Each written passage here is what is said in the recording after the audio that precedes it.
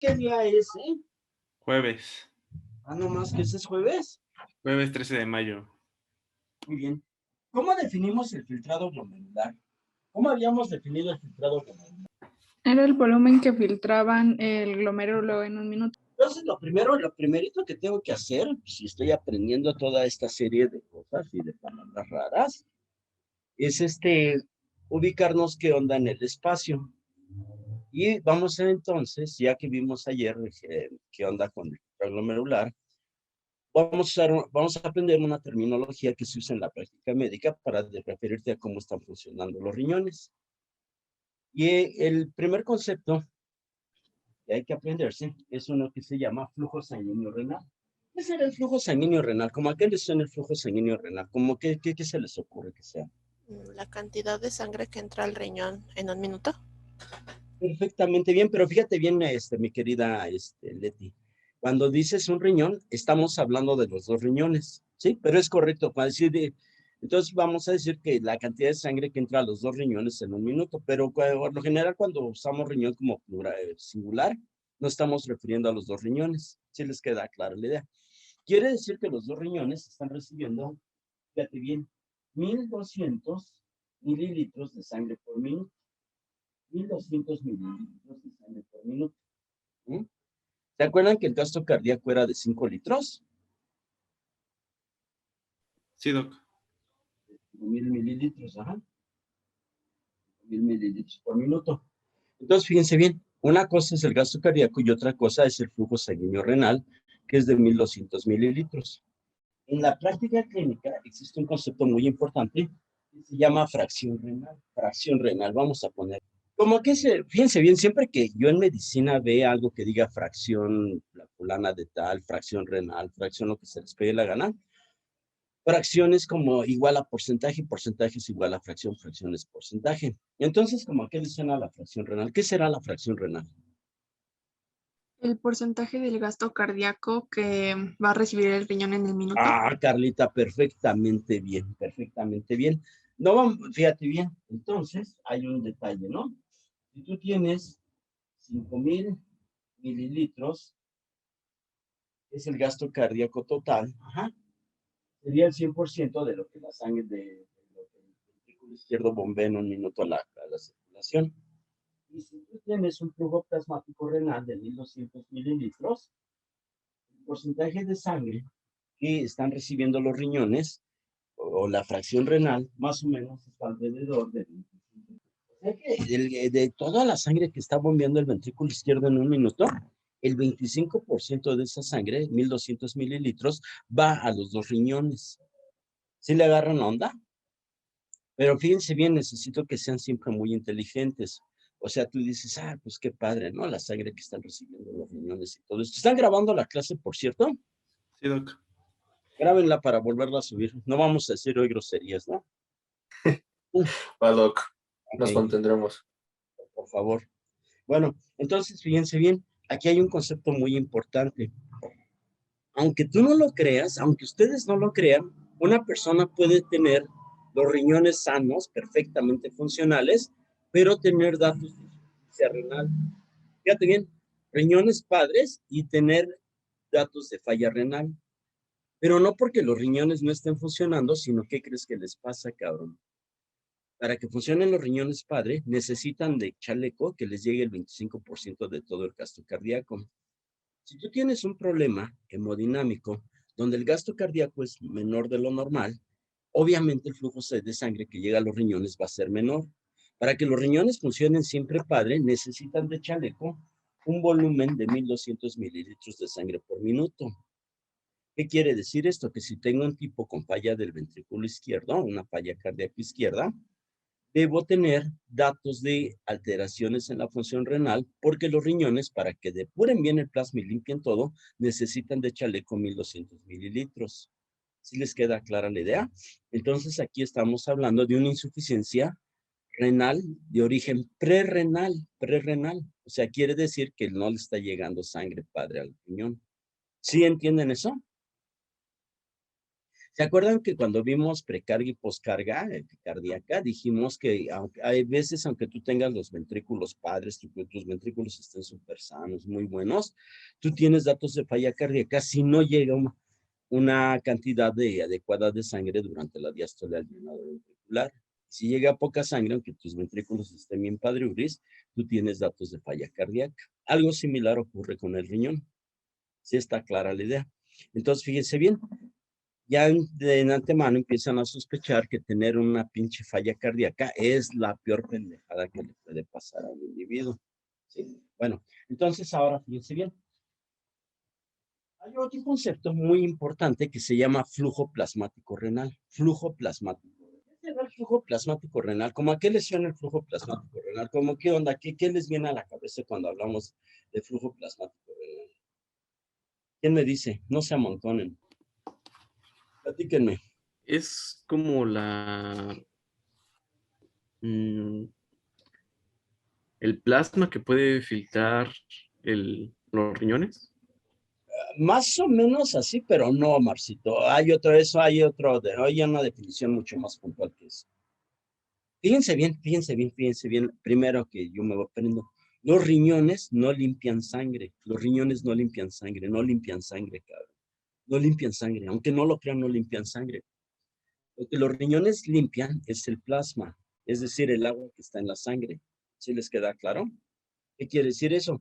Que si no limpian sangre, aunque si tuviera eritrocitos que están con mucha glucosa, están muy glucosilados, cuando pasaran por el riñón y el riñón limpiara sangre, pues les quitaría el exceso de glucosa a las moléculas de hemoglobina. Pero eso no existe. Lo que limpian los riñones es plasma. ¿Sí me explicó? Y cuando hablo de flujo plasmático renal, me estoy refiriendo, fíjense bien, a la cantidad de plasma que está ingresando a los riñones en un minuto, a los 2 riñones en un minuto. Entonces hay un detalle bien importante. ¿Se acuerdan cuando vimos el concepto de hematocrito? ¿Cómo habíamos definido el hematocrito? No tienen ya La ni puta idea cantidad de dónde vimos el glóbulos. hematocrito, cabrón. Sí, No, pues ¿para qué me aprendo eso? Estoy estudiando medicina. A ver, ¿qué onda con el hematocrito? ¿Qué es el hematocrito? Güey, media clase de algún tema pasado les enseñaron el hematocrito. ¿Por qué era importante el hematocrito? Cuando vimos Es la concentración total en un tubo de ensayo y que serían los 45 mililitros de la concentración. Calma. Fíjense bien. Imagínate que tú le sacas 10 mililitros de sangre a un paciente. Conste que ya se los había enseñado. Se agarran la onda lo mal preparados que van a llegar para el tercer semestre cuando ya empiecen con hospitales. Su enseñanza es muy pobre. Obviamente en parte porque pues, estamos en una situación bien gacha, ¿no? Estar aprendiendo clases a control remoto no está padre, ¿no? Por telepatía. Pero también creo que la actitud que ustedes tienen es muy deficiente. Porque están acostumbrados a que les regalen calificaciones. Pero fuera de esto hay una cosa que se llama realidad, que pone a todo el mundo en su lugar y le da en justa medida lo que merece, ¿eh? Nunca pierdan de vista eso. Fíjense bien. Esto que estamos pintando acá, imagínate que le sacas a un individuo 10 mililitros de sangre, lo pones en un tubo de ensayo, te vas a jugar fútbol, y ese tubo de ensayo nada más no tenía nada, pusiste la sangre. Después de cierto rato, observas un detalle bien interesante. Se hace un tapón horrible de rojo abajo, así, y te das cuenta que ese tapón ocupa un volumen de 45 mililitros. Y que 55 mililitros son pura agua. Ajá. Entre más tiempo le dejes ese tubo de ensayo sin que lo muevas, más blanco se va a poner esto porque por gravedad las moléculas van a descender. Entonces deja de ser menos turbio. Quiere decir que la sangre está formada por agua y un tapón rojo que equivale al volumen de los eritrocitos. Cuando yo hablo de un hematocrito de 45%, me refiero que 45% de la sangre corresponde a la masa de los eritrocitos. ¿Se agarran onda? El 55% sería sobrenadante. A ese sobrenadante le decimos suero, porque cuando los eritrocitos no se mueven, automáticamente se empiezan a pegar unos y otros porque se activan los factores de coagulación. ¿Ah? Entonces, lo que llamamos suero, O sea, es el líquido que tiene la sangre con proteínas, pero en este caso no hay factores de coagulación y se llama cero. Pero eso vale más. Vamos a considerar que esos 55 mililitros corresponden al plasma. Y entonces quiere decir que si tú tienes un hematocrito de 45%, tienes un 55% de volumen plasmático. ¿Sí entienden eso o no lo pueden entender? Sí. Órale, pues. Entonces, fíjense ahora lo que va a pasar. Entonces, sí, fíjate bien, si tú tienes un volumen sanguíneo de 1200 mililitros por minuto, que es lo que ingresa a los dos riñones, un volumen de sangre de 1200 mililitros, y esto es el 100%, la pregunta es, de ese 100%, ¿cuánto sería el volumen plasmático que está ingresando a los dos riñones? Y entonces pones 55% por acá, corresponde al volumen de plasma. ¿Y cuánto les da esto? Háganlo ustedes, ¿no? Yo ya me cansé. Pero échenle rapidez, güey, porque este video va a ser visto durante los siguientes 10 años. Entonces, pónganlo. Y a ver quién me platica. ¿Cuánto es? 650 mililitros. Eres un pinche sabio. Perfectamente bien. Entonces, el flujo plasmático renal corresponde a un volumen de 600. Esa es la cantidad de plasma que está ingresando a los riñones. ¿Sí les queda clara la idea? Ajá. Ese es el volumen de plasma que está ingresando a los riñones. Ahora, fíjense bien, como estoy aprendiendo medicina y quiero ser un médico chingón, me acuerdo otro concepto que se llama fracción de filtración. Vamos a ponerlo así. ¿Qué será la fracción de filtración? ¿Cómo a qué le suena la fracción de filtración? A ver, Leti, ¿cómo a qué te suena la fracción de filtración? ¿Quién me dice? Sería Al como el porcentaje. ¿Cómo que, perdón? al porcentaje que se filtra ¿Pero el porcentaje de qué? De plasma. de plasma. Perfectamente bien, ya lo agarraste. Fíjate, perfectamente bien, fíjense bien, me aprendo algo muy importante. 650 mililitros es la cantidad total de plasma que está ingresando a los riñones. Entonces, eso constituiría el 100% del plasma de los riñones. Y si yo sé que mi filtrado glomerular, que analizamos ayer, es de 125 mililitros por minuto, ¿qué porcentaje de plasma es filtrado? Díganmelo. El 25%. Perfectamente. Entonces, fíjense bien, en un riñón normal, de todo el plasma que está ingresando, lo que se está filtrando es el 25%. ¿Sí le agarran la onda? Sí le siguen. Sí, ¿Sí profe. entienden eso? Sí, profe. Sí. ¿Se acordarán de estos datos? Sí. O sea, estos datos como médico los tienes que tener en tu pinche cabeza siempre, güey. Son los parámetros normales, güey. Sí, o sea, no es para pasar un examen, cabrón. O sea, no tiene nada que ver esto con que te pongan una estrellita en la frente. Vas a tratar pacientes. Entonces, fíjense ahora la siguiente sopa. ¿Está claro todo esto? Ahorita volvemos a hacer esta gráfica. Y fíjense bien ahora este planteamiento. Esto está más cabrón, esto está bien gruesísimo, por una sencilla razón. Fíjate bien, si mi filtrado glomerular tiene un volumen de 125 mililitros por minuto, ¿de cuánto será el filtrado glomerular en una hora? ¿De cuánto será el filtrado glomerular en una hora? ¿Qué tendría que hacer? Pues multiplicar 125 por 60, ¿no? Porque una hora tiene 60 minutos. Háganlo. 7500. 1500. 7500. Exactamente, 7500 mililitros. ¿Qué quiere decir esto? Que te compras 7 pomos de 1 litro y una Coca-Cola de medio litro para ponerte a emborrachar. Y ese es el volumen que se está filtrando en los riñones durante una hora. Durante una hora. Ahora, fíjense bien. ¿De cuánto será entonces el volumen que se filtra en un lapso de 24 horas? Díganme. ¿Qué tendrías que hacer? 180. Dilo. Perfectamente bien. Entonces, fíjense bien, el filtrado glomerular es de 180 litros, 180,000 mililitros, 180 litros por día. Ese es el filtrado glomerular. Eso es lo que se está filtrando diariamente por los glomérulos renales. 180 litros, cabrón. ¿Tienen idea lo que es eso, güey? O sea, es un montón, ¿no? Sí, sí les queda clara la idea. Sí, profe, son buenos. Sí, sí. Pero fíjense bien, les voy a enseñar, no se vayan, les voy a enseñar algo. ¿Ven esto que les estoy enseñando? Sí. Sí. Esto es de 20 litros, estos son 20 litros, un volumen de 20 litros. ¿Sí está clara la idea? Quiere decir que en una persona normal se están llenando por filtrado glomerular 9 de estos garrafones al día. Ese es el filtrado glomerular. ¿Cómo la ven? Un chingo de chamba para el filtrado glomerular. 9 de esos, güey. ¿Se agarran onda? 9 de esos, güey. Entonces, ahora fíjate bien, ¿cuánto es el volumen de pipí que hacemos al día?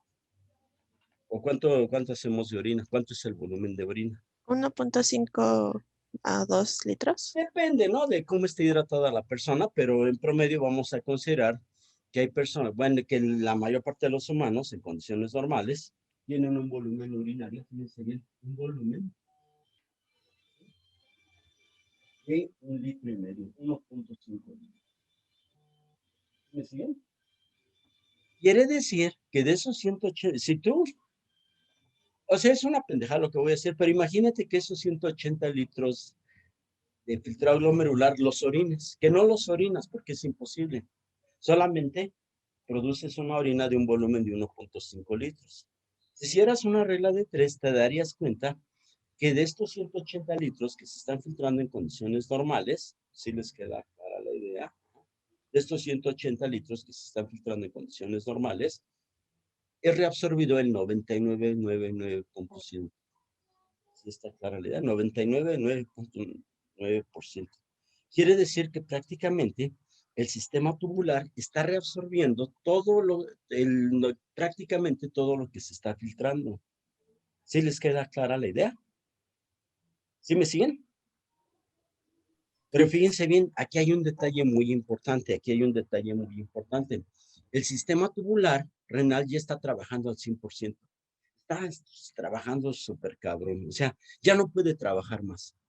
Si tú aumentas el filtrado glomerular, que en lugar de 125 mililitros por minuto, ahora te lo llevas a 140, 130 mililitros por minuto, entonces metes mucho mayor volumen de líquido al sistema tubular, pero el sistema tubular ya está saturado.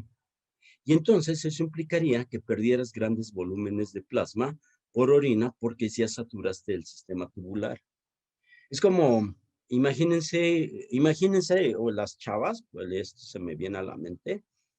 Imagínate un chavo que está muy guapo, que es compañero suyo de generación, y ese güey es un caballero y siempre va a tomar clases en smoking, o sea, en smoking. Imagínate un güey que va a tomar clases en smoking, ¿no? Y ese güey, cuando va a la escuela a tomar clases, está al 100%, o sea, está súper arreglado. Si ese güey te lo llevas a tu fiesta de graduación, ese güey ya no puede lucir más porque ya está al 100%. ¿Sí agarran onda? ¿Qué quiero decir con esto? El sistema tubular ya no puede soportar una cantidad mayor de filtrado glomerular porque se perderían grandes volúmenes de líquido y grandes concentraciones de nutrientes. ¿Se agarran onda lo que les estoy platicando? Ahora fíjense bien, si están entendiendo esto. Dividan ahora 180 entre 3.5. 180 litros, que correspondería al filtrado glomerular, pero lo vamos a dividir entre 3.5. Pero antes de que se pongan a hacer algo como mopeds sin razonar, ¿por qué se me ocurrió dividir, o por qué les pido que dividan por 3.5 el filtrado glomerular de 24 horas? ¿Por qué por 3.5? ¿Por qué se me ocurrió 3.5? ¿Porque estoy pendejo? ¿Por qué es el volumen de plasma? Perfectamente bien, Carlita. Dividan eso, 180 entre 3.5. 51.42. Perfectamente bien. Eso quiere decir, fíjate bien, que todo el plasma es filtrado al día 50 veces. O sea, el filtrado glomerular permite que el plasma se bañe, si lo queremos ver así, 50 veces al día. ¿Se agarran onda? 180 litros de filtrado glomerular son 9 garrafones de esto. Es decir, Fíjate qué cosa más interesante. Que si tu filtrado glomerular disminuye, el plasma ya no se lava 50 veces al día, sino se lava menos veces al día. ¿Se agarran la onda? Para tener nuestro líquido extracelular padre, bonito, güey, yo necesito bañarlo 50 veces en los riñones, limpiarlo para que esté padre. Una persona tiene datos de falla renal, fíjate bien, tiene muchos datos de falla renal o los datos de falla renal, si en lugar de limpiar el plasma 50 veces al día, nada más lo limpio 40. ¿Se agarran la onda? Ahorita vamos a ver a qué nos referimos o qué queremos decir con eso. Pero sí está claro el concepto. Sí, profe. ¿Sí me siguen? Permítanme. Sí. Sí estamos entendidos en eso. Sí. Entonces quiere decir que el filtrado glomerular no puede variar. Si disminuyes el filtrado glomerular, tienes datos de falla renal. Si aumentas el filtrado glomerular, saturas el sistema tubular. De tal manera que el filtrado glomerular es una constante que solamente puede tener el valor de 125 mililitros por minuto. ¿Sí entienden eso? ¿Sí entienden o no entienden, güey? Te estoy preguntando. Profe. Sí. Sí, profe. ¿Seguro? Sí. Pues digan sí Seguro. a coro, cabrón, o no a coro si no entienden. ¿Sí entienden eso? Ahora, fíjense bien. Fíjense ahora lo que vamos a graficar. Vamos a graficar el filtrado glomerular. Vamos a graficar el filtrado glomerular contra los valores de la presión arterial media. Yo doy por hecho de que vimos presión arterial en 3 clases y ya no tengo que repetirles qué es la presión arterial media ni cuáles son sus valores normales y cuando dices que una presión arterial media corresponde a un hipertenso. Doy por hecho que lo saben y si no, pues ya háganse. Vamos a poner aquí una presión arterial media de 90 milímetros de mercurio, una presión arterial media de 80 milímetros de mercurio y una presión arterial media de 70. Vamos a poner una presión arterial media de 100, una de 120. Vamos a poner otra. Presiones arteriales medias arriba de 100 milímetros de mercurio corresponden a una hipertensión, a una hipertensión arterial sistémica. ¿Sí está clara la idea? Ahora, fíjate la siguiente cuestión. Lo más interesante o lo más aterrador es que el filtrado glomerular sigue teniendo un valor de 125 mililitros por minuto, a pesar de que tú has elevado la presión en el sistema. ¿Sí? De aquí para acá, estas presiones corresponden a un normotenso, a una persona normal, y aquí a un hipertenso. Y observas que para ambas poblaciones, el filtrado glomerular es exactamente el mismo. ¿Sí les queda clara la idea? ¿Sí entienden ese concepto? Sí, doc. Ahora, fíjense bien, fíjense bien. Déjenme enseñarles esta situación. A ver si agarran la onda. Fíjate bien. Imagínate que tienes una persona normal, un adulto normal, y tiene una presión arterial media de 90 milímetros. Entonces, esta sería la presión en el sistema arterial. Estos serían las arterias. Esta es la presión en el sistema arterial. Pero cuando tú analizas cómo está el rollo en el capilar glomerular, fíjate bien, el capilar glomerular, vimos ayer que en condiciones normales, la presión hidrostática capilar debe tener un valor de 60 milímetros de mercurio. ¿Se acuerdan de eso o ya no se acuerdan? No tienen ni idea de qué estoy hablando. Sí, sí, nos acordamos. ¿Se entienden de qué onda con la presión? ¿Por qué la presión hidrostática capilar es tan elevada en los capilares glomerulares comparados con los de las arteriolas sistémicas, con los capilares sistémicos? Por la contracción de las arteriolas aferente y eferente. Muy bien, Michelle. La arteriola aferente está más relajada en comparación con las arteriolas del sistema de la circulación, bueno, con las arteriolas de la circulación sistémica. Entonces, como está más dilatada, ingresa mayor cantidad de volumen sanguíneo y obviamente se incrementa la presión en el capilar. Y del otro lado, la arteriola eferente tiene un tono de contracción incrementado comparado con la arteriola aferente y eso permite que se incremente todavía más la presión hidrostática en el capilar, dando un valor de 60 milímetros de mercurio, que es 3 veces mayor que la presión hidrostática que tú tienes en los capilares sistémicos. ¿Sí está clara la idea? ¿Sí entienden eso? Estos serían las arteriolas, el músculo liso de las arteriolas aferentes. Esto sería el músculo liso de las arteriolas deferentes. Mi presión hidrostática es de 60 milímetros de mercurio. ¿Sí les queda clara la idea? ¿Sí? Ahora, fíjense bien. La presión hidrostática siempre debe ser de 60 milímetros de mercurio. Imagínate que el tono arteriolar de la arteriola aferente y eferente no cambia. No cambia. Y de repente la presión arterial media se incrementa. La presión arterial media se incrementa. Entonces ahora tienes una presión arterial media de 100 milímetros de mercurio.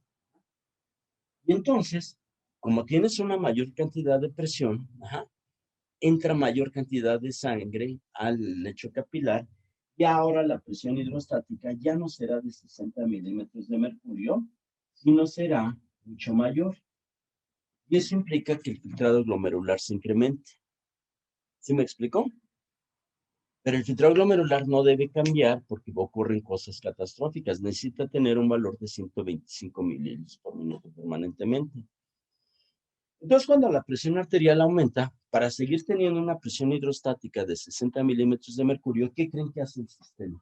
¿Qué creen que hace el sistema? ¿Qué se imaginan? Relaja la arterial eferente. Perfectamente bien porque disminuye la presión, pero aparte, ¿qué crees? Contrae la arteriola aferente para que entre menos volumen de sangre y la presión hidrostática permanezca en 60 milímetros de mercurio. ¿Se agarran onda? Si tienes un paciente normal con una presión arterial media de 80 milímetros de mercurio, en teoría la presión hidrostática de filtración debe ser menor. Debes tener un filtrado glomerular menor. Y en esas personas, ¿qué crees que hace el sistema? Dilata la arteriola aferente y contrae más la arteriola eferente para mantener una presión hidrostática de 60 milímetros de mercurio. ¿Sí le agarran onda? Sí, le capiscan, compadres. Sí, Está padre, ¿no? Ahora, fíjense bien, lo que vamos a analizar es cómo sabe la arteriola aferente y cómo sabe la arteriola eferente que debe encontrarse y relajarse para mantener una presión hidrostática capilar normal y de esta manera que el filtrado glomerular siga conservándose en 125 milímetros por minuto. ¿Sí entienden o no entienden? No se amontonen. Sí. ¿Seguro? Sí. ¿O están ahorita medio mencitos por su examen de bioquímica? Les voy a decir A ver, pues yo entiendo, pues yo también fui estudiante, fui egresado de su escuela, compadre. O sea, lo que todos ustedes están viviendo, yo ya lo viví, güey. Entonces, pero antes no había internet, ¿no? Es la diferencia. Bueno, la tranza es que después de un pinche examen de bioquímica, si tú das clases de fisio, los alumnos vienen con una pinche, no sé, se les fundió el cerebro, o sea, no sé qué onda, y las clases siempre son más deficientes. Pero en línea debe estar peor todavía, cabrón, debe estar más lentos, ¿no? Como que sus cerebros están metidos en un pinche refrigerador, están congelados. ¿Saben qué necesitan? Que les enchufen el refrigerador para generar reacciones. ¿Ah? Bueno, ¿sí está entendido esto? ¿Sí? Ahora, fíjense bien. ¿Sí le agarran la onda? Para entender el concepto del mecanismo de autorregulación, a fuerzas tienes que aprender un concepto que se llama carga tubular renal. Si no tienes el concepto de carga tubular renal, no sé cómo putas madres alguien puede explicar cómo se autorregula el tono de las arteriolas aferentes y eferentes. Y lo que vamos a analizar ahorita es a qué le llamamos carga tubular renal. ¿Sí está clara la idea? Que es un concepto que debe tener cualquier médico, el de carga tubular renal. Entonces vamos a analizar esto y aquí. ¿Ya están ahí? Sí, profe. Ok, fíjense bien, antes de ver el concepto de carga tubular, vamos a ver unos detalles estructurales de cómo están los capilares glomerulares. Ajá. ¿Sí? Entonces, fíjense bien. Fíjense bien. Fíjense bien. Vamos a poner, como viene en sus libros, que es de mentiritas, pero vamos a ver. Esto que estoy pintando aquí sería la arteriola aferente.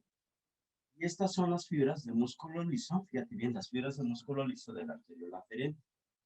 Esto sería el capilar glomerular y esto sería la arteriola eferente.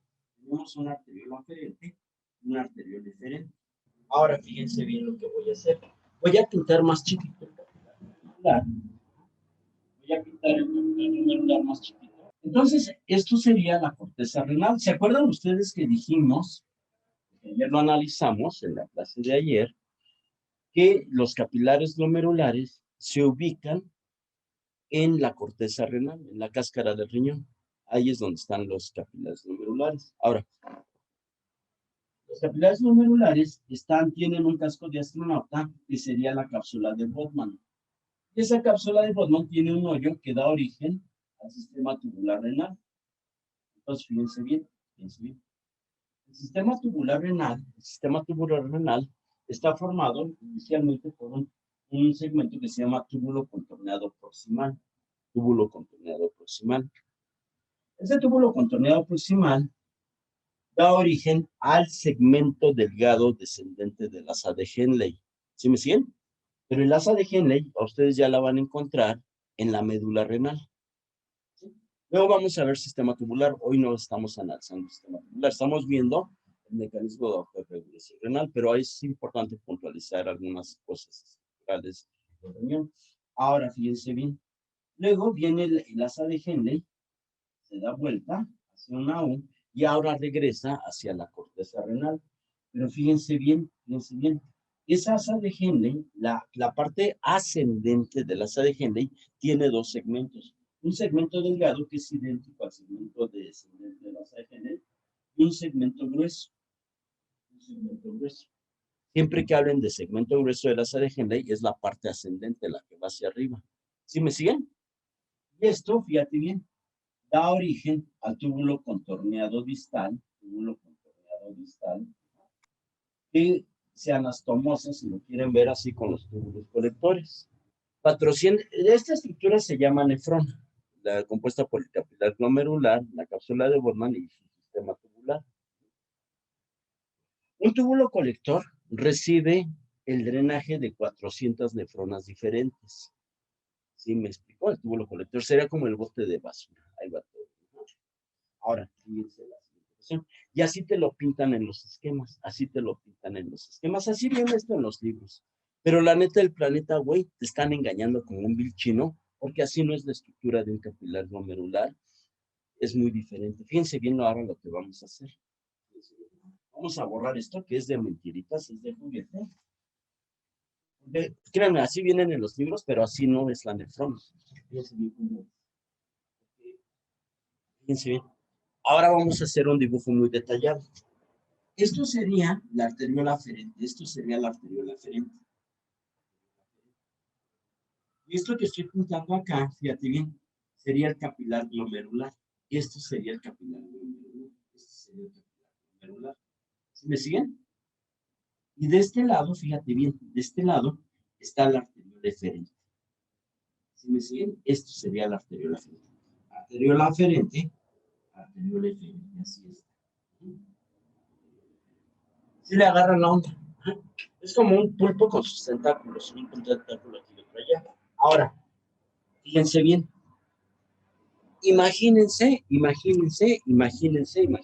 siguiente cuestión. Aquí viene el asa de Henle, la médula, y viene subiendo el asa de Henle. El segmento grueso del asa de Henle viene subiendo. ¿Sí me siguen? Pero ese segmento grueso del asa de Henle va a pegarse en medio de las fibras de músculo liso de la arteriola aferente y arteriola eferente. Haz de cuenta que el segmento grueso del asa de Henle emboca aquí. ¿Sí me explicó? ¿Sí entienden lo que les estoy diciendo o no entienden, güey? Sí, ¿Sí habla sí, probé. español? ¿Sí entienden? Bueno, entonces cuando llega el segmento grueso del asa de Henle ahí, ahora da una vuelta de 90 grados y ahora se viene para acá. ¿Sí me explicó? O sea, venía así y ahora hace esto. ¡Puic!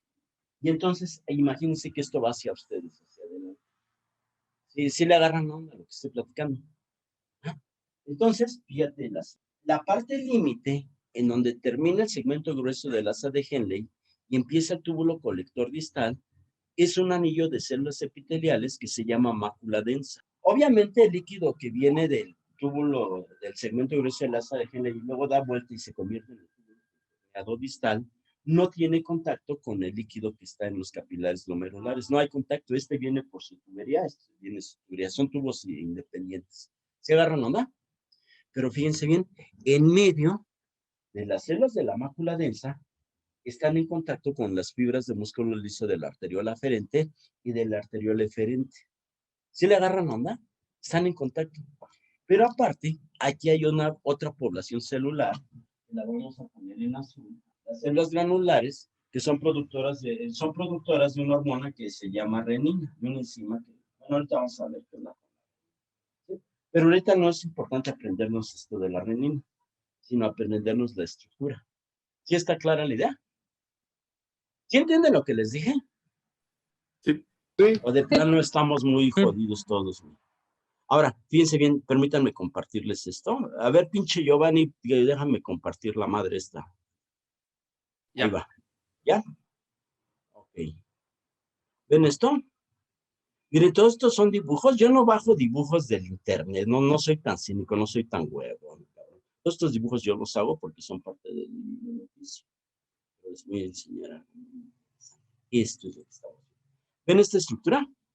Entonces, esto sería el segmento grueso de la asa de Henle y aquí da vuelta y estas serían las máculas las células de la mácula densa. La mácula densa es un anillito nada más, es un anillo.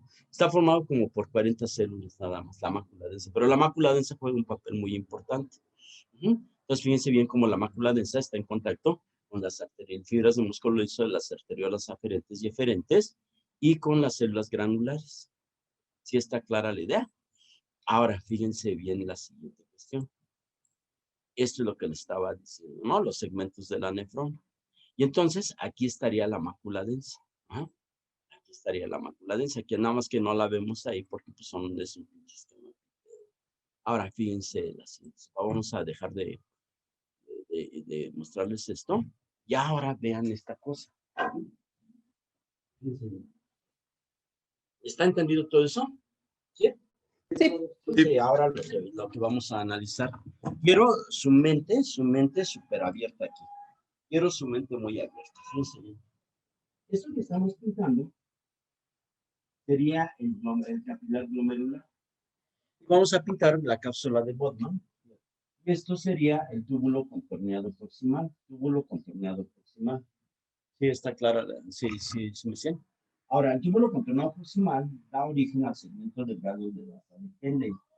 Y el segmento de la asa de Henle vuelve a subir y tiene una parte delgada y una parte gruesa. Y aquí, fíjense bien, vamos a poner ese anillo que es la mácula densa. Y la mácula densa da origen al túbulo contorneado distal. En condiciones normales, de todo lo que se filtra, el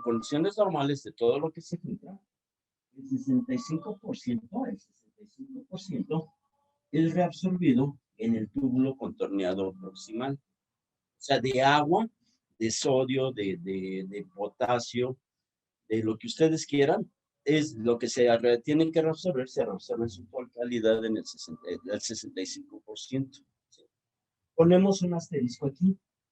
En condiciones normales, el 100%, fíjate bien, el 100% de sustancias como la glucosa y el 100% de aminoácidos se reabsorben en el túbulo contorneado proximal. ¿Se acordarán de eso? O sea, se reabsorbe todo al 65%, pero las excepciones son la glucosa y los aminoácidos que se reabsorben aquí. Porque, ¿qué crees? A lo largo de los demás segmentos del sistema tubular ya no hay transportadores o cotransportadores que puedan permitir la reabsorción de aminoácidos y glucosa. ¿Se agarran la onda? ¿Sí entienden lo que estoy diciéndoles? Sí, profe. Sí. Órale, pues conste. Sí está entendida la idea. ¿Seguro? Ahora, fíjense la siguiente cuestión. Ahora, pues quiere decir que se está reabsorbiendo el 65% del sodio en el túbulo contorneado proximal. Y luego, ¿qué crees? Un 25% de todo lo que se filtró se reabsorbe en el segmento grueso de la. Quiere decir que el túbulo contorneado proximal y el segmento grueso de la asa de Henle juegan un papel muy importante para reabsorber prácticamente la mayor parte de los iones que se filtran junto con otras cositas.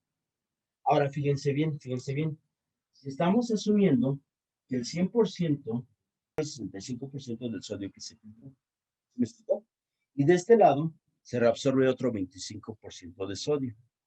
¿Sí entienden eso? Si tú sumas 65 más 25, ¿cuánto te da? 90, ¿no? Quiere decir que a nivel de la mácula densa, a nivel de esta región, que el 90% de todo el sodio, el 90% de todo el sodio se ha reabsorbido y que a nivel de la mácula densa solamente llega un 10% del sodio filtrado. ¿Sí está clara la idea? ¿Sí entienden eso? Sí, profe. Pero el concepto que estábamos viendo es el de carga tubular. Pero estoy platicándoles esto para que vean cómo está la reabsorción de sodio, porque lo importante es que es la carga tubular de sodio la que determina que las arteriolas se contraigan o se relajen. Pero ahora vamos a ver a qué nos referimos cuando hablamos de carga tubular. Lo que tienen que tener en su pinche cabeza, malsana, es que en condiciones normales solamente llega hasta la mácula densa, al líquido que está en la mácula densa, el 10% de todo el sodio que se filtró, porque el 90% ya fue reabsorbido. Ya está. ¿Sí está entendido? ¿Sí le agarran onda o no le agarran onda? Sí. Sí. Júrenmelo. Que caiga un pinche rayo si están mintiendo, cabrón. Bueno, órale, ahí está. ¿Sí entienden o no entienden? Sí. Órale, pues ahí está. Voy entonces a borrar esto y vamos a ver qué es el concepto de carga tubular. ¿Qué sustancias se filtrarán en los capilares glomerulares? ¿Qué sustancias se filtran en los capilares glomerulares? ¿Qué onda? ¿Se filtra todo? Bueno, ya vimos que proteínas no se filtran en condiciones normales, ¿no? Pero ¿qué otras cosas se filtran? ¿Quién me platica? ¿Qué otras cosas se filtran? Díganme. ¿Qué se filtra? Sodio, la glucosa. Calcio. Se filtran Urea. muchas cosas, pero fíjense bien, nos aprendemos porque vamos a ser médicos y médicos buenos, sustancias muy pequeñas, ¿sí? Sustancias muy pequeñas. Se filtran sustancias menores de 6,000 daltons. Y tú dices, bueno, ¿y a mí por qué me dices 6,000 daltons? Yo quiero aprender medicina. Pues no sean güeyes. Si la pinche albúmina tiene un peso molecular de 69,000 daltons, ¿se va a filtrar? Si el No. fibrinógeno Pues no. pesa 340,000 daltons, ¿se va a filtrar? Pues no. Se filtra todo lo muy chiquito. Si la insulina tiene un peso molecular de 5,800 daltons, ¿se filtrará insulina? Sí. Pues sí, compadre, aunque tú no lo creas. Se agarran la onda. ¿Sí entienden eso? ¿Ah? Entonces se filtra muy. Cuando hablo de carga tubular, me refiero a la cantidad de solutos, de algún soluto en particular, que se está filtrando en un minuto por los capilares glomerulares. O sea, que debo tener carga tubular de glucosa, también hay carga tubular de sodio, carga tubular de potasio. ¿Ah? Fíjense bien, vamos a calcular de cuánto es la carga tubular de glucosa. Vamos a calcular de cuánto es la carga tubular. Entonces imagínate que le tomas una muestra de plasma a un paciente y para calcular la carga tubular, a fuerzas, cabrón, a fuerzas tienes que tomar una muestra de sangre y cuantificar la sustancia que quieres medir como carga tubular. Entonces imagínate que le tomes una química sanguínea a un paciente, ¿no? De chaleco. Las químicas sanguíneas constan de la cuantificación de las concentraciones de sodio, potasio, cloro, calcio a veces y glucosa. O sea, de chaleco son las 4 cosas, de las 5 cosas que trae una química sanguínea. Ajá. Aquí en China. Y entonces en esa química sanguínea te reportan que la concentración de ese paciente de glucosa es de 80 miligramos. ¿Sí está clara la idea? 80 miligramos en 100 mililitros. Y tú quieres saber la carga tubular de glucosa para esa concentración. Entonces, fíjense bien este raciocinio. ¿De cuánto es el filtrado glomerular? 125. 125. Exactamente. Entonces, fíjate bien. Si tienes 125 mililitros que se están filtrando por un minuto, y tú tienes una concentración de glucosa de 80 miligramos en un volumen de 100 mililitros de laboratorio, tú lo que tienes que hacer es multiplicar 125 por 80 y dividirlo entre 100. Háganlo. 100 miligramos por minuto. Es 100 miligramos por minuto. La carga tubular de glucosa, fíjate bien, es de 100 miligramos por minuto en ese paciente. Pero esa carga tubular corresponde a una concentración plasmática de glucosa de 8. ¿Tienes que dar clara la idea? Segundo caso, 1 de cada 5 o 4 mexicanos es diabético en este. Entonces, ahora fíjate la siguiente cuestión. ¿De cuánto será la carga tubular de un paciente que tiene 160 miligramos de glucosa en plasma, 160 miligramos de glucosa en plasma, y tiene un filtrado glomerular normal de 125 mililitros por minuto? Porque este diabético todavía no hace falla renal, no hace falla renal todavía. ¿Ah? ¿De cuánto será su carga tubular? 200. 200. 200. Entonces, ¿de cuánto era la concentración? De 160 miligramos.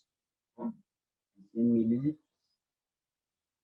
La carga tubular de glucosa, ¿de cuánto dijimos que es ahora? 200 miligramos. ¿Qué conclusión pueden tener de la carga tubular? ¿De qué dependerá la carga tubular? Depende de la cantidad de soluto que se encuentra en el plasma, ¿no? Si aumenta, pues aumenta la carga, y si disminuye, disminuye la carga tubular. ¿Te acordarás de aquí a mañana, pasado mañana, que acabe el curso de fisio de eso, Ania? Sí, profe. Si tú te acuerdas de eso, estás del otro lado. Así es, Ania. Muy bien, te felicito. La carga tubular depende de la concentración del soluto en plasma, pero no es el único determinante de la carga tubular.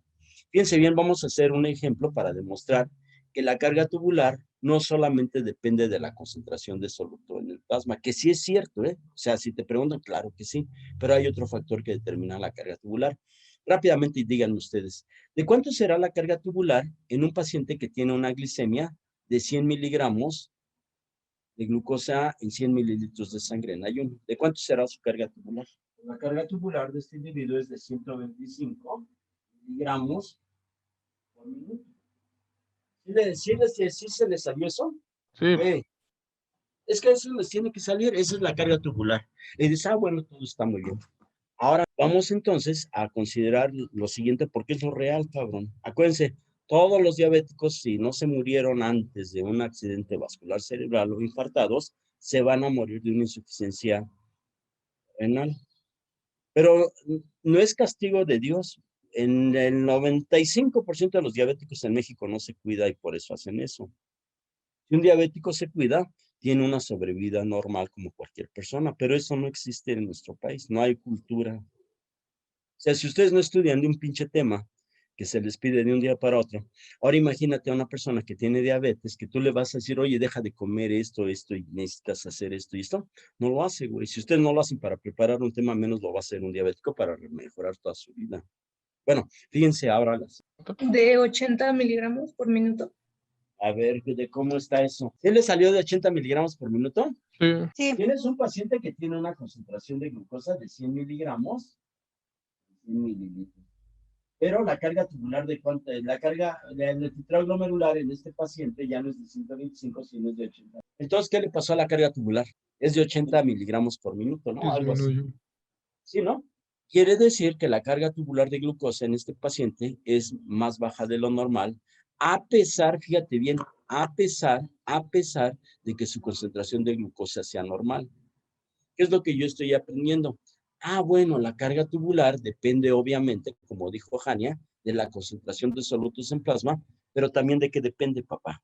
El filtrado glomerular. Filtrado glomerular. ¿Se acordarán de esas cosas cuando sean médicos?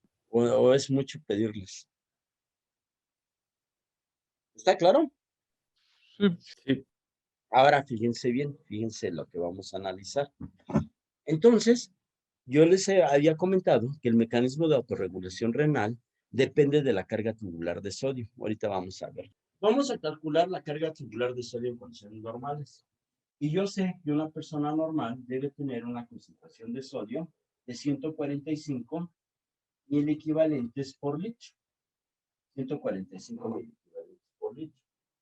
¿De cuánto será la carga tubular de un paciente, la carga tubular de sodio de un paciente que tiene una concentración de 145 por litro? ¿Cómo le hacemos? ¿Qué es lo que tenemos? Bueno, 145 miliequivalentes, fíjate bien, de sodio están contenidos en un volumen de 1000 mililitros. ¿Sí me siguen? O esto es lo mismo en proporción que yo diga que tengo 14.5 miliequivalentes de sodio en un volumen de 100. ¿Entienden eso? Ahora, fíjate bien, si el filtrado glomerular en una persona normal es de 125 mililitros por minuto, a mí me interesaría saber de cuánto es la carga tubular de sodio. ¿De cuánto es la carga tubular de sodio? A ver, díganme, hablen ahora o callen para siempre. 18.12. Así es, mamacita, perfectamente bien, muy bien, muy bien. Entonces, fíjense bien, la carga tubular de sodio en este paciente que tiene valores normales es de 18. Vamos a dejarlo, le podemos poner 18.2, ¿no? Pero pues tenemos 5 dedos en cada mano, ¿no? Usamos un sistema de 10. Entonces, más fácil aprender que la carga tubular de sodio en un paciente que tiene concentraciones de 145 miliequivalentes es de 18 miliequivalentes. 18.000 equivalentes por minuto. Esta será la carga tubular de sodio. ¿Sí? ¿Qué ocurrirá con un paciente que incrementa que tiene una hipernatremia? Bueno, no hipernatremia.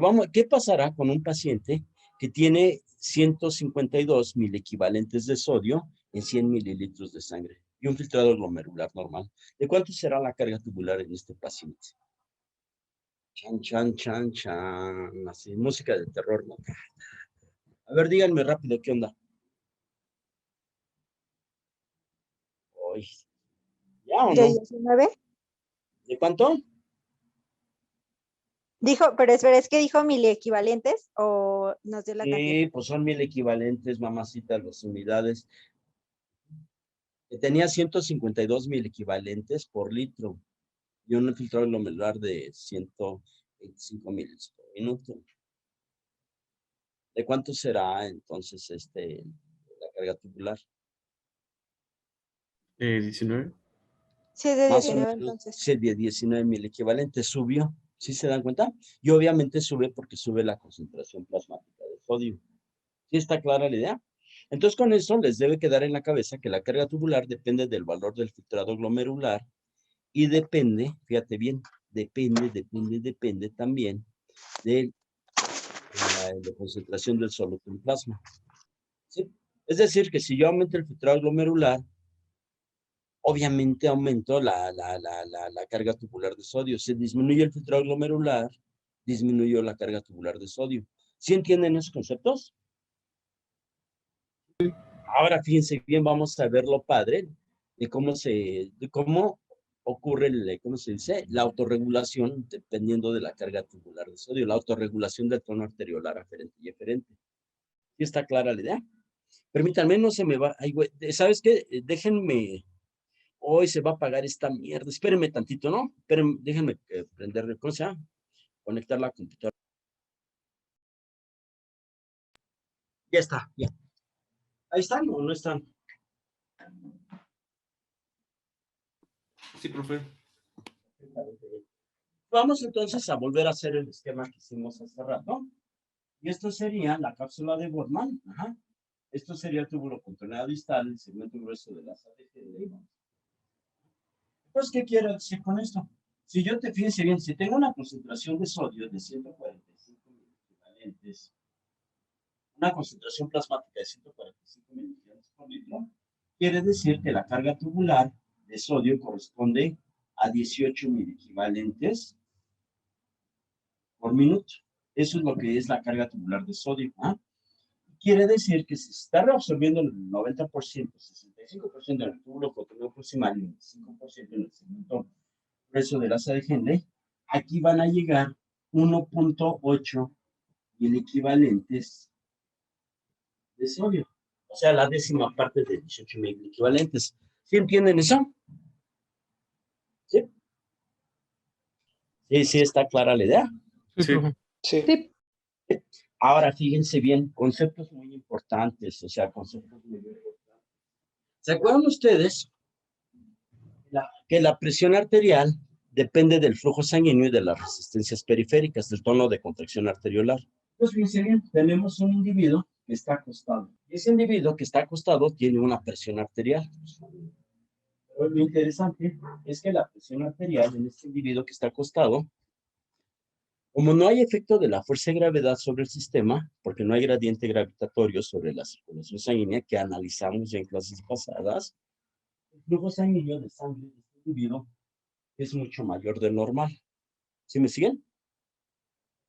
Y las resistencias periféricas disminuyen.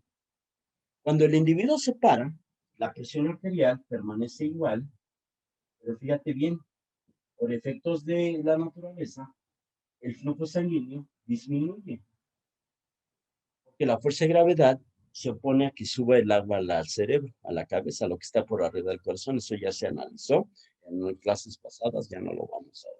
Si lo entendieron, lo entendieron. Si no lo entendieron, pues qué mala suerte, ¿no? Entonces, fíjense ahora la siguiente cuestión. Entonces, ahora se incrementa el tono de las resistencias periféricas y la presión arterial vuelve a estar normal. ¿Se agarran la onda? ¿Sí me siguen? Sí. Sí, Ahora, fíjense bien, su pinche inteligencia aquí, su pinche inteligencia. Entonces aquí lo vemos muy padre, se regula la presión arterial, pero la neta del planeta, esto no ocurre de golpe, sino se lleva cierto tiempo, algunas milésimas de segundo. Entonces, imagínate que el filtrado glomerular en el individuo que está acostado es de 125 metros. Y en el momento que se para, fíjate bien, en el momento que se para, en ese momento, no está compensada todavía la presión arterial. O sea, no se compensa de golpe, sino en el momento que se para, ahora disminuye la presión arterial, pero todavía las resistencias periféricas no se han ajustado. A nosotros no pasa nunca nada porque esto ocurre de golpe, pero en ese interín, en lo que se reajusta el sistema, momentáneamente baja la presión arterial. En lo que las resistencias periféricas aumentan su tono contráctil, con lo que vimos antier de los presoreceptores. En ese momento, momentáneamente va a bajar la presión arterial. Y entonces, como baja la presión arterial de todo el sistema, si tú tenías una presión arterial media de 90 milímetros de mercurio, cuando estabas acostado, esto te daba un filtrado glomerular. Esto te daba una presión hidrostática capilar de 60 milímetros de mercurio. La tranza es que ahora la presión arterial media baja muy por arriba de este valor. Vamos a poner por el que se va momentáneamente a 80 milímetros de mercurio. Y ahora la presión hidrostática disminuye, porque disminuyó la presión, todavía no compensa el sistema. ¿Ah? Y en ese momento, ahora la presión hidrostática disminuye 40 milímetros de mercurio. En ese momento, esto está ocurriendo así siempre, en ese momento, la carga tubular de sodio momentáneamente disminuye. ¿Se agarra la onda? Se está filtrando menos sodio porque bajó la presión momentáneamente y la presión hidrostática disminuyó también. ¿Sí entienden eso? Fíjense bien lo que pasa cuando disminuye la carga tubular de sodio. Ajá. Para tener aumentada la carga tubular de sodio, para obtener una presión hidrostática de 60 milímetros de mercurio, yo lo que tengo que hacer es dilatar cuando me paro la arteriola aferente, si me siguen, dilatar la arteriola aferente, para que entre mayor volumen de sangre al capilar y aumente la presión hidrostática a valores normales. Fíjense qué cosa más interesante. Esto está padrísimo, ¿no? Vamos entonces a compartirles esta cosa. ¿Sí alcanzan a ver todo esto? Pues fíjense, esto es lo interesante. Antes de que les platique este relajo, fíjense bien. En condiciones normales, tú tienes un filtrado glomerular de 125 mililitros por minuto. ¿Me siguen? Y esto es en un individuo normal. Tienes cierto tono contráctil en la arteriola aferente y cierto tono contráctil en la arteriola eferente. Si la presión arterial momentáneamente baja, se dilata la arteriola aferente y se contrae la aferente para aumentar la presión hidrostática en el sistema, de tal manera que te permite un filtrado glomerular de 125 mililitros por minuto. Y si eres un hipertenso, lo que hace el sistema es contraer la arteriola aferente para que entre menos volumen de sangre, porque esa sangre ya tiene una alta presión al sistema, y el filtrado glomerular se ya mantiene en 125 mililitros por minuto. ¿Se agarran onda? ¿Ah? Ahora fíjense la siguiente cuestión. Esto es muy interesante. Esto es lo que les estábamos platicando. Entonces, en condiciones normales, la concentración solamente llega a la 10ª parte de todo el sodio que se filtró a la mácula densa. Ahora, fíjate qué cosa más interesante. Esto está bien chingón, fíjate bien. Esto está bien padre. ¿Alcanzan a ver esto? Imagínate que es el caso, fíjate bien, es el caso de un individuo que se acaba de parar Y momentáneamente, por micromilisegundos, está filtrando menos líquido porque la presión hidrostática disminuyó. La presión hidrostática en el capilar glomerular. Y entonces la carga tubular de sodio es menor. Esto que estamos pintando en amarillo son células de la mácula densa. Las células de la mácula densa tienen un sensor en su región apical que detecta las concentraciones de sodio.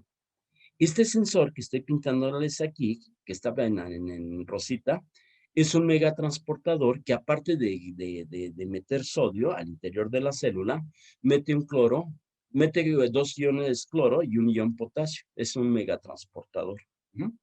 Entonces, fíjate qué cosa más interesante. En condiciones normales, cuando la carga tubular de sodio es normal, pues ingresa sodio a la célula y todo está muy padre. Pero recuerden que el sodio tiene una gran capa de solvatación, siempre está rodeado por moléculas de agua. El sodio es muy mujeriego, ¿no? Siempre está rodeado de chavos, no sé lo que les gusta. Bueno, entonces la tranza es que si disminuyes la carga tubular de sodio, ingresa menos sodio a las células de la mácula densa. Y aunque tú no lo creas, como ingresa menos sodio a las células de la mácula densa, el volumen de las células de la mácula densa disminuye. Y cuando esto ocurre, la mácula densa produce 2 sustancias, un gas que se llama óxido nítrico y una prostaglandina que es la prostaglandina E2. El óxido nítrico y la prostaglandina E2. ¿Sí me siguen? ¿Sí les queda clara la idea? Ahora, fíjense bien, necesito que se pongan vivos aquí en regresemos al pizarrón. Ahora, fíjate bien, las células de la mácula densa, cuando llega a menos sodio, producen prostaglandina E2. Y producen un gas que se llama óxido nítrico. El famoso óxido nítrico.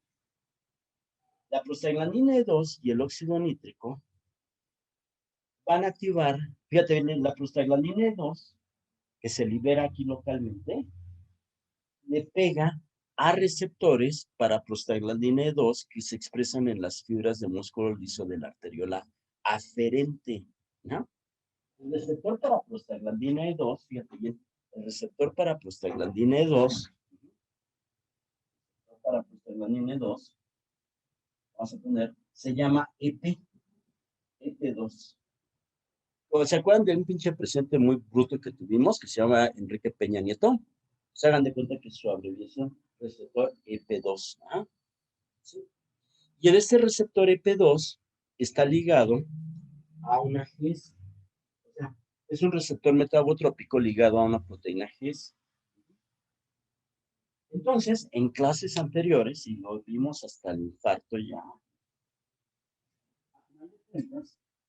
cuando tú activas la cascada de segundos mensajeros de una GS, pues la GS activada activa una denilciclasa que hidroliza ATP, que convierte a MP cíclico, y el AMP cíclico activa una proteinquinasa A. ¿Se acuerdan de eso?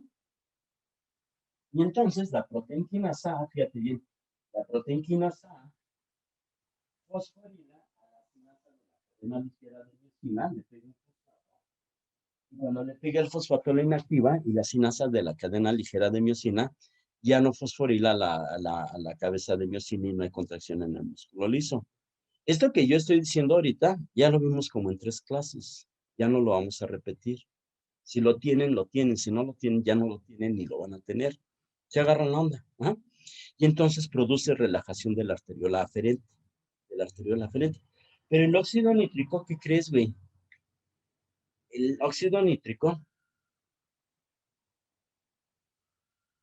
activa a una enzima, fíjate bien, el óxido nítrico, a una enzima que produce GMP cíclico. Así como el AMP cíclico activaba la proteinquinasa A, el GMP cíclico activa otra proteinquinasa. Y esta proteinquinasa, que es activada por el GMP cíclico, fosforila, pero en otro sitio, a la sinasa de la cadena ligera, miosina, y la inhibe. ¿Sí me explicó? ¿Qué es lo que ocurre? Que se dilata la arteriola aferente, entra mayor cantidad de sangre al capilar glomerular y aumenta la presión hidrostática, y la carga tubular de sodio vuelve a ser normal. ¿Se agarran onda? Pero eso me permite que mi filtrado glomerular permanezca constante porque mi presión hidrostática no va a cambiar. La presión hidrostática en la cápsula de Bodman. ¿Sí me siguen? Su silencio me dice mucho, ¿eh? ¿Qué no entendieron, compadres? Yo, la verdad, me perdí con lo del óxido nítrico, nada más. Cuando baja la presión arterial, cuando disminuye la carga tubular de sodio, disminuye la presión hidrostática capilar glomerular. Tú lo que quieres es volver a tener una presión hidrostática capilar glomerular normal. Y entonces, como llega a menor cantidad de sodio a la célula de la mácula densa, porque disminuye la carga tubular de sodio, te mandan señales de las células de la mácula densa que producen prostaglandina E2 y el óxido nítrico. La prostaglandina E2 y el óxido nítrico relajan a las arteriolas aferentes y al dilatarlas, güey, entra mayor volumen de sangre y se restablece la presión hidrostática capilar glomerular normal. Fin de la historia. Y vuelves a tener una carga tubular de sodio normal. ¿Se agarran onda o no agarran onda? Sí. O está muy cabrón entenderlo.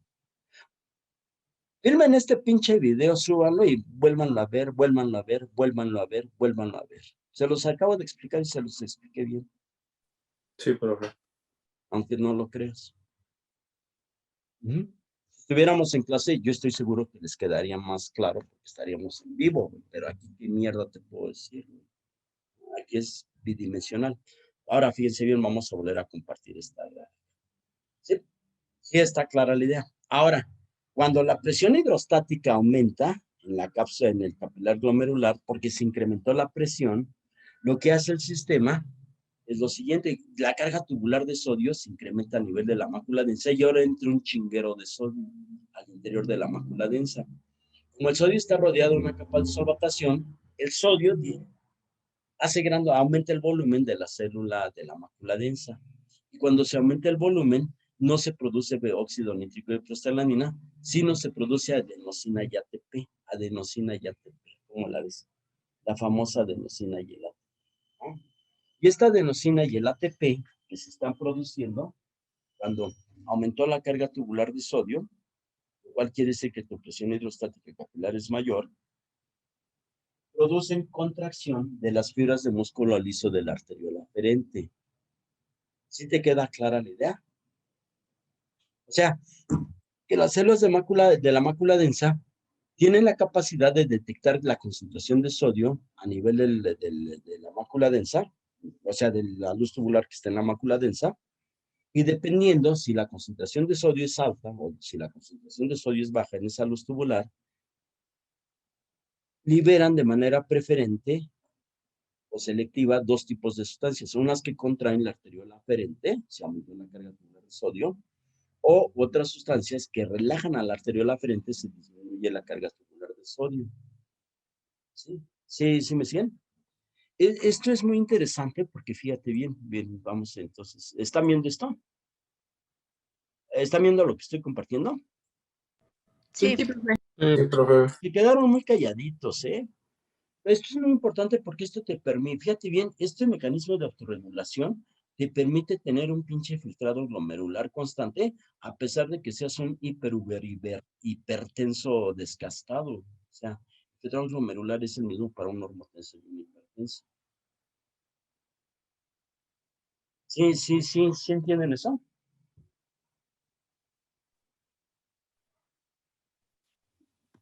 ¿O no lo entienden?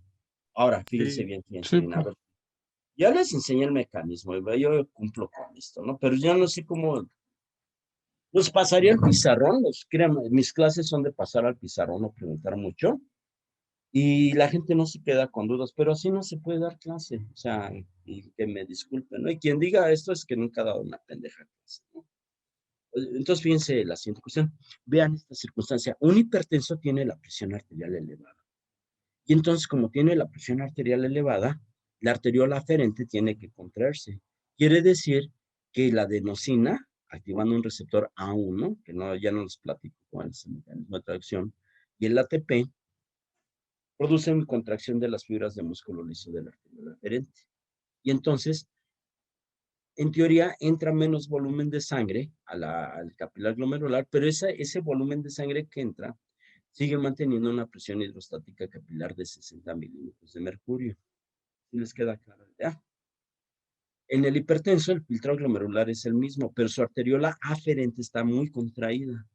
De tal manera que, viéndolo globalmente, el volumen de sangre que está ingresando es mucho menor, a pesar de que la presión hidrostática capilar se mantenga. ¿Se agarran onda?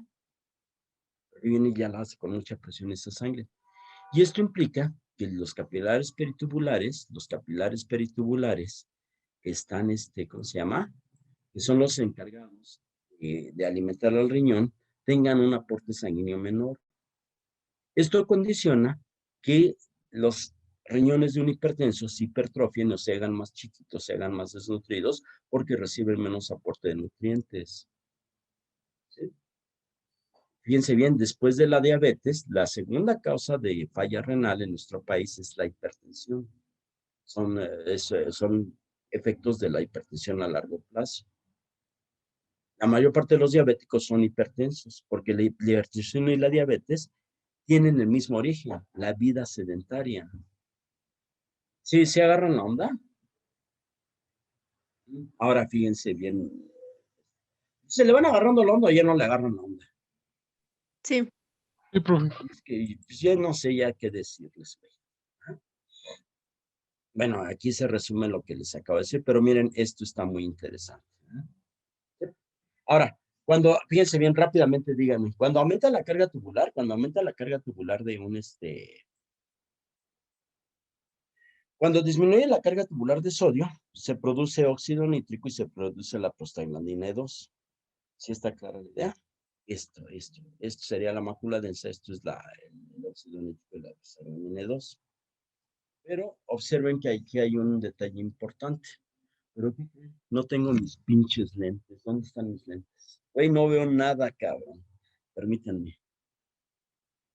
Quien diga que hacerse viejo está padre, está bien jodido. Hacerse viejo es una pendeja, es una mierda, cabrón.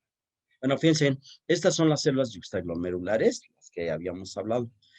Pero lo interesante es que yo te platiqué que el óxido nítrico y la prostaglandina 2 activan receptores en las arteriolas aferentes, ¿sí o no? Y producen dilatación. Okay. Sí. El óxido nítrico y la prostaglandina 2 activan también receptores en estas células que se llaman yuxtaglomerulares, que son las que están aquí, mira. Y esas células yuxtaglomerulares producen un peptidote que se llama renina, la renina. La renina se va al plasma, es una hormona realmente, y la renina va a cazar a una sustancia producida en el hígado que se llama el angiotensinógeno. Entonces, cuando le pega la renina al angiotensinógeno en el plasma, se produce otro péptido, un péptido de 10 aminoácidos que se llama la angiotensina 1. Y esa angiotensina 1 no tiene un efecto biológico muy definido, pero la angiotensina 1, cuando pasa por los capilares del pulmón, está en contacto con una enzima que se llama la ECA, la enzima convertidora de angiotensina. Y esta ECA lo que hace es quitarle 2 aminoácidos a la angiotensina 1 y ahora se convierte en un péptido de 8 aminoácidos que se llama angiotensina 2. ¿Se agarran onda? Esta angiotensina 2, fíjate bien, tiene muchos efectos importantes. Primero, va a ir a las suprarrenales para que éstas produzcan aldosterona, pero eso no lo estamos viendo ahorita. Pero esa angiotensina 2, fíjate bien, va a activar receptores que se llaman receptores AT1, que se ubican en las fibras de músculo liso del arteriola eferente. Entonces, fíjate qué cosa más interesante. Cuando se activa un receptor para T1, como están ligados a una GQ, se incrementan los niveles de calcio y ocurre una contracción del arteriola eferente.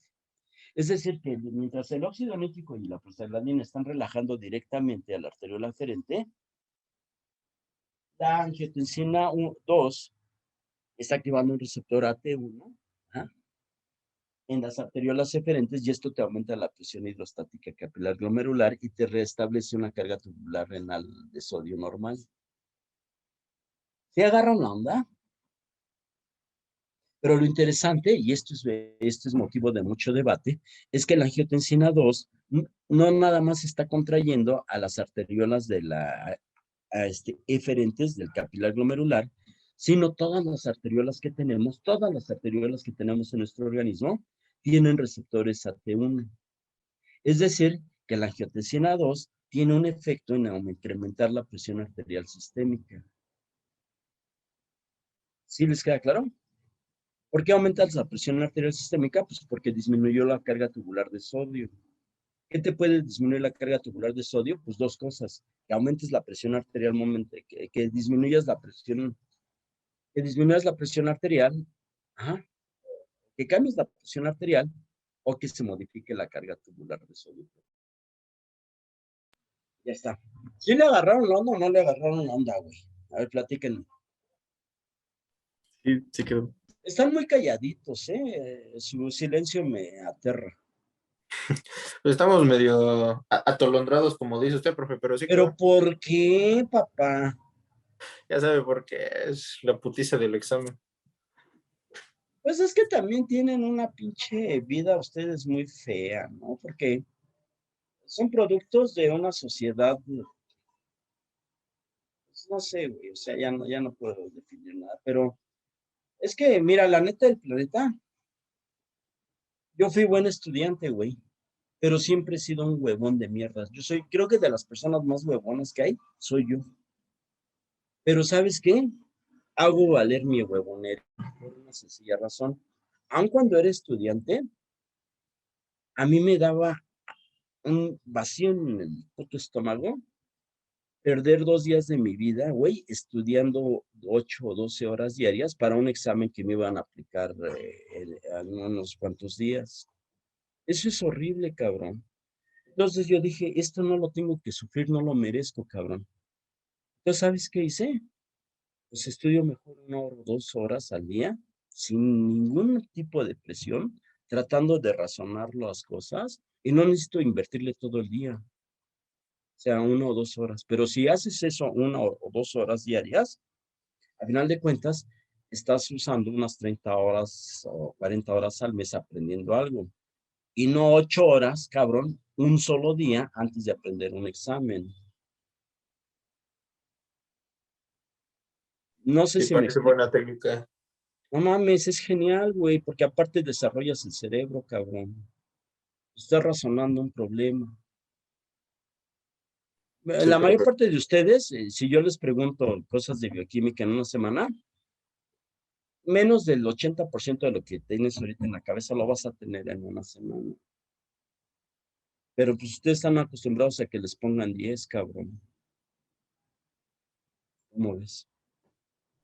No, pues está grave la situación. Pues sí, güey. Pero acuérdense que ustedes van a competir con chavos que estudian realmente duro. Y que si ustedes siguen con ese pinche sistema de estar desvelándose 1 o 2 días antes de un examen, pues están jodidos. Se los van a almorzar, güey. Los van a dejar desempleados. En lugar de ginecólogo o de cirujano, lo va a agarrar otro güey que tiene más capacidad que tú. Van a hacer el examen de residencia. Tú te vas a tener que ir a trabajar, o hablo en general, ¿no?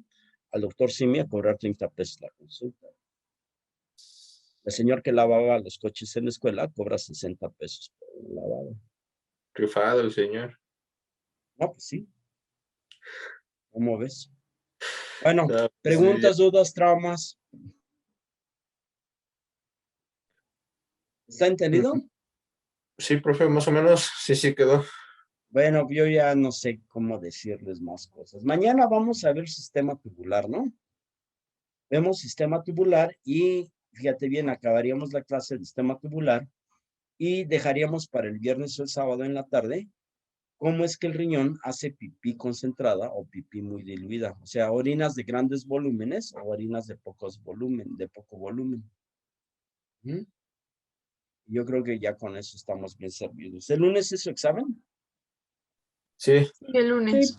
Ay, qué horror, ¿no? Pues órale, pues no se ponen a estudiar. Nadie tiene nada que decir. Yo tengo una... Dime, Omarcito lindo. Había dicho que la adenosina y el ATP, cuando estas células de la mácula densa recuperaban el tamaño, se hinchaban un poco de más, producían la adenosina y el ATP, ¿no? Sí, Y esta contraía la arteriola aferente. sí, así es, así ¿Tiene es. algún efecto en la arteriola eferente? No, en la arteriola aferente. Fíjate bien, la adenosina, hay 3 tipos de receptores para adenosina, pero el receptor para adenosina que expresa las arteriolas aferentes es un receptor para adenosina que se llama A1, receptor A1. Entonces el receptor A1 está ligado a una GI y entonces cuando se activan los niveles cuando se activa la GI, disminuye la producción de AMP cíclico. ¿Me explicó? Si tú disminuyes el AMP cíclico, no activas a la proteína quinasa A, o la proteína quinasa se deja de activar. Y entonces la proteína quinasa A ya no fosforila la sinasa de la cadena ligera de miosina y la sinasa de la cadena ligera de miosina fosforila la cabeza de miosina y produce la contracción. ¿Sí está clara la idea? Sí. Y el ATP que se está liberando activa directamente a unos receptores que se llaman P2, o sea, como de pedos, ¿no? P2, receptores P2, que son receptores para ATP. Y ese receptor para ATP, que es un receptor P2, es un canal iónico muy similar al receptor nicotínico que tienen las fibras de músculo esquelético o las neuronas posganglionares parasimpáticas o simpáticas. Es decir, se despolariza y entra sodio. Entonces, la despolarización inducida por la activación de ese canal para ATP aumenta el voltaje de membrana, se activan canales L en las fibras de músculo liso de la fibra aferente y se contrae la arteriola. ¿Cómo ves? Disminuyes la presión hidrostática capilar. ¿Sí está clara la idea? Sí. Bueno, alguien que tenga algo más que decir o no decir, Disculpe, dime. es que yo no soy de su grupo, pero quisiera saber. Valentina, pero tú estás bienvenida. Todos son bienvenidos en mi grupo. O sea, Gracias, es que quisiera saber en dónde, a dónde suben sus clases, por lo que ahorita dijo que podemos ver la de ahorita, para ver dónde la sube y las pueda revisar. mira, tengo a un alumno, el jefe de grupo se llama Giovanni, y él tiene el compromiso moral de subir esta clase de hoy en la página que hicieron de ahí del grupo, que lo hicieron público, ¿no? A partir de ahí, ayer. Pero no es que sea chismoso en me dé paquete, pero tengo un pinche canal con un montón de clases y lo ve un chingo de gente que no tiene que ver con la escuela. Yo te recomendaría que lo vieras. Se llama Enrique Quereje, el canal en YouTube. Ok, gracias. Y está mucho más padre que bueno, están padres, las clases en vivo estarían más padres, ¿no? Pero pues, si quieres te puede ayudar eso. Tengo creo que como 3 o 4 videos de cómo funcionan los riñones y han tenido mucha demanda, entonces yo creo que eso les puede ayudar. Pero, a ver, Giovanni, ¿sí estás o ya se fue? Aquí estoy. Subes esta clase, ¿no? Sí, la subo ahorita nada más en una hora. Ahí, pero pues la haces pública, papá. Sí, al grupo de ayer, igual que ayer. Órale, pues ya estás, papá. Sale, pues ya nos vamos, güey. O sea, pero es que mi duda es en ya mandaron el link. Es que no, pues no sé de qué grupo hablan. Pues no sé, ni yo tampoco, pero sé que el pinche Giovanni hizo un desmadre ayer y subió esta El cosa. grupo de Facebook está en recomendaciones de STEM, ahí te puedes meter y ahí está el link Es que no tengo Facebook. ¿No tienes Facebook? No. ¿Qué tipo de humana eres que no tienes Facebook? Esto es la depravación de la especie. Más que No ¿No tengo. tienes Facebook? No, te lo juro, no. Pues es que estaban en Facebook, güey. El Facebook no es una buena herramienta para este tipo de cosas, ¿no? No sé si haya una plataforma. Y si no, pues métete a mis clases en YouTube, güey. Ok, gracias. Que también ahí están, pero sí están en esta escuela. Bueno, preguntas, dudas, tramas, ¿está claro todo? ¿Sí le agarraron la onda? ¿No le agarraron la onda? Sí, Bueno, ya nos sí, vamos, porque más o estamos... menos. Bueno, espero que estén. Entonces mañana vemos sistema tubular, ¿no? Y Sí. vemos diuréticos, cabrón. ¿Qué onda con los y todas pendejadas? Sale, suerte. Va, profe, cámara. Bye, profe.